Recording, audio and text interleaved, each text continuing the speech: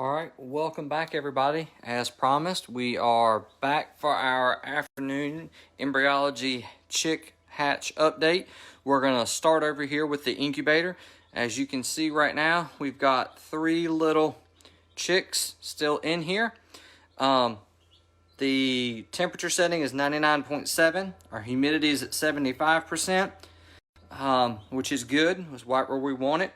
I'm going to take the lid off here for just a quick second so you can see what the incubator looks like on the inside. And I've got 3 little chicks right now that are trying to still make their way out, and I'll let you take a look at them. They've already pecked a small hole in their eggs. As you can see, we have our 3 chicks, and then if you'll notice that we have a chick right there who is piping through. That's their beak. And he's out.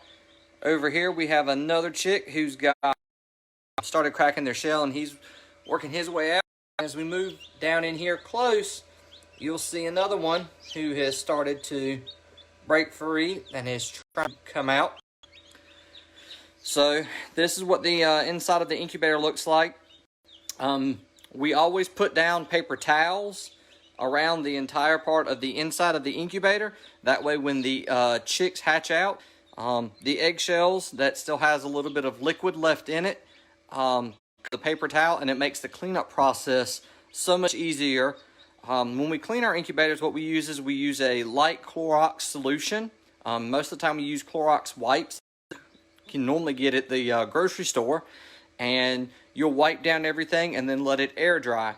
The reason we don't use regular bleach or a stronger solution because our incubators are made of styrofoam. Chemicals can actually seep inside of the styrofoam, and then the next time that you turn them on and heat it up, it can actually cause a small gas to form inside our incubators with Clorox, which isn't good for our chicks. So we always want to make sure that we use a light solution of bleach.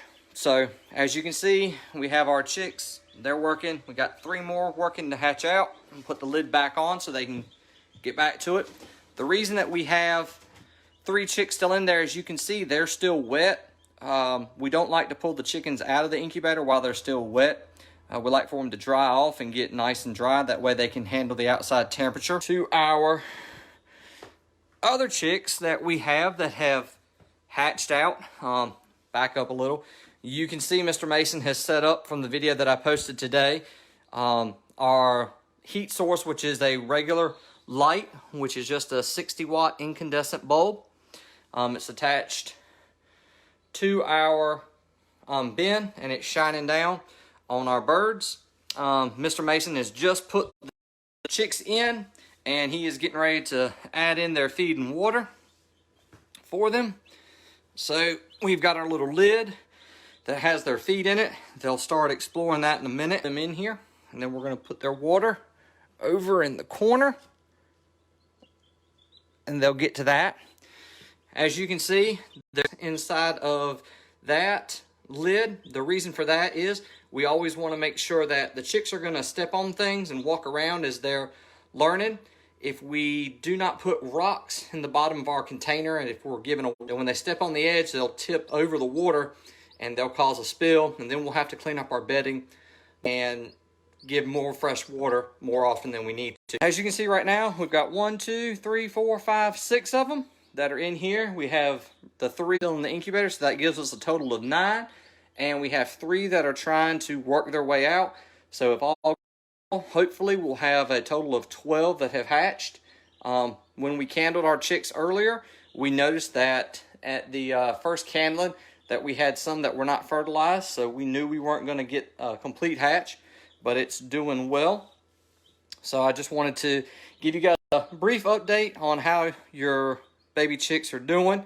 They have a home that has been secured, a backyard flock that is going to take them, a nice loving family where they are going to raise up and hopefully lay some eggs for that family's backyard flock. And then maybe in years future, we can use some of their eggs to continue our embryology projects. So this is our incubator. Don't forget, Our embryology is going to be concluding with this session.